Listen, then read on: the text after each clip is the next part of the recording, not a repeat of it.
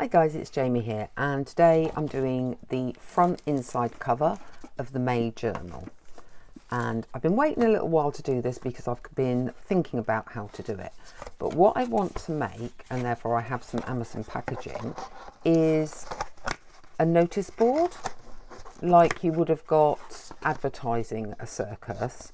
And then when you lift that up, and I'm very lucky that packaging has its own bend already, I've just cut it to size, and when you lift it up we could have pockets for ephemera. So the first thing I need to do is cover the back of this and the front of this and that side as well with some book pages, just so that I've got a base to start with. I do have extra decoration for it. This has been stained with Distress Oxide Vintage Photo because when I glue it down it will spread slightly and that stain will spread throughout, because Distress Oxide ink is water reactive or liquid reactive, and of course glue is liquid. We're going to just cover it like we would a masterboard, just very quickly with any bits of paper, and you'll see that when I add the top coat that spreads a little across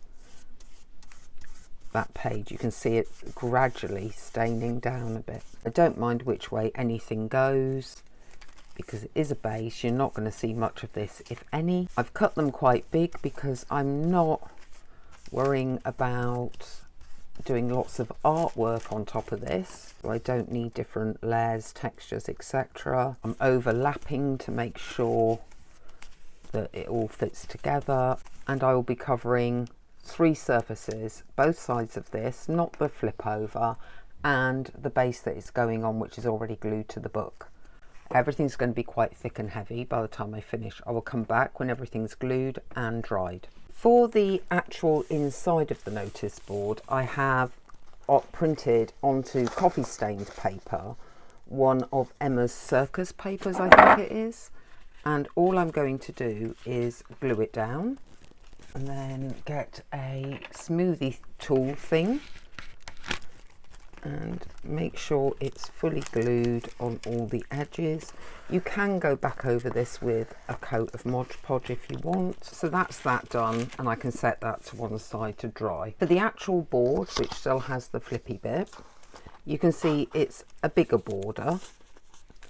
Therefore I've cut up some paper that looks like wood, and I'm going to do a border around and then put that on top. That'll be yet another layer going down. If you don't have paper that looks like wood, you could create a paint effect. We can ink round all the edges, so if we don't fully meet everything, it's fine.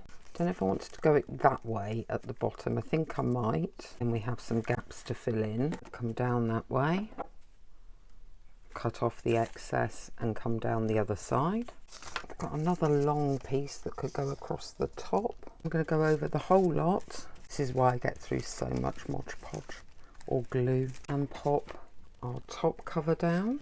And this time I am going to put, I don't think it matters if it's slightly off, a protective coat on, because I will be doing a bit of a paint effect on this. Next thing I want to put down is the advert. I think I'll be putting the paint effect over a lot of this. If this was a freestanding notice board like you get on the streets, a triangular board, which is what I'm trying to make, it would have feet. Therefore I'm going to use this catch system from the same piece of packaging to make the feet by covering the foot part with some of these bits of wood and then gluing everything together and cutting it accordingly. I have glued everything together, so you've got your little feet. Everything's on, it's got a cover of Mod Podge over the top. The reverse has been done because when you flip it you will see the reverse. Oh, I need to trim that little bit there where it's catching a bit. Now I'm going to take a bit of the white gesso and a dry brush, because where this all looks very new we want to stain it. But we want to stain it so it looks like it's an old crumbly poster that could have been there years on an old crumbly board.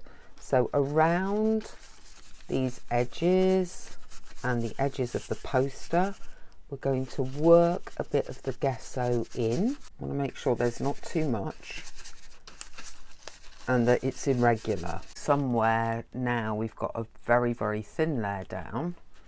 Take a bit off that, and then occasionally we're going to do it a bit thicker, not everywhere, just in places, so that it has that random look to it. When that's dry, we'll do another treatment. We also want to do the same on the reverse side, and a little bit, not as much is necessary, on the inside. Scrub at it to get that randomish look. That's basically dry already, so we can do it on the reverse of that. When that is fully dry, we've got one more treatment and then we can start to put the whole thing together. It's time to age this white plasterwork. I'm going to try a combination of two colours.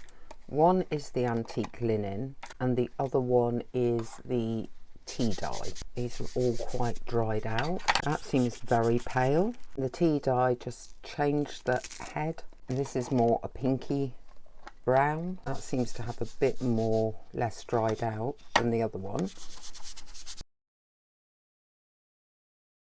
And I might get a little of the vintage photo as well. So actually 3 different colours. We're going into aging this. I'm hoping that is giving me quite a natural looking, aged, battered, old notice board look. I will repeat that on every side that has the white gesso over it. Now I think this is ready to go down.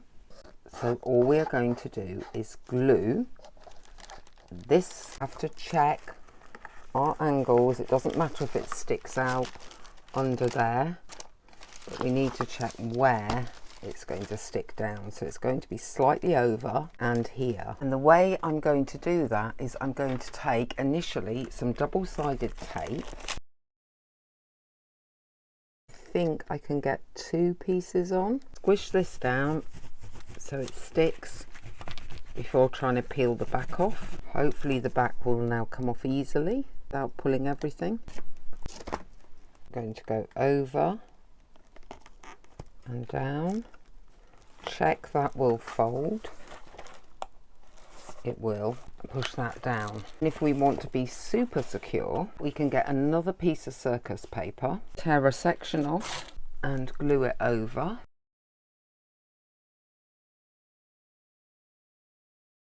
Grab a little moulding thing, mould it into that bend. We'll go over the top.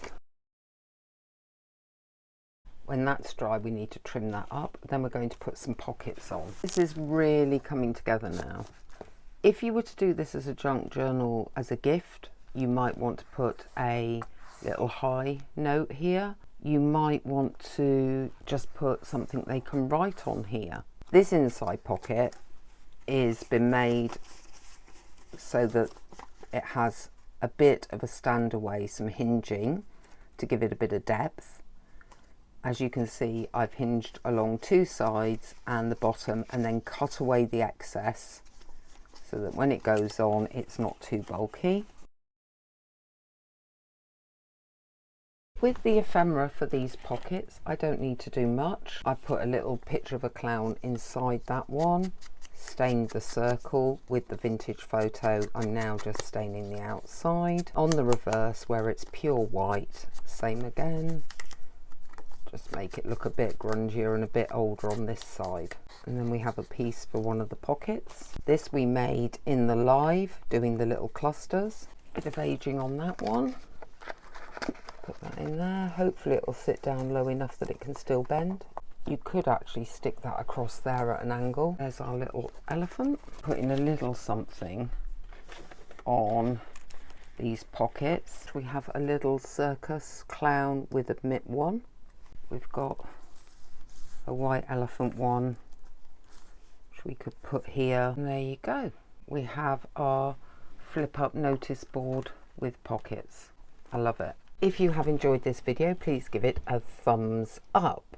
For more videos, I think we're currently on over 270 subscribe to the channel. Let me know what you think of this inside journal cover in the comments below, and I will see you next time.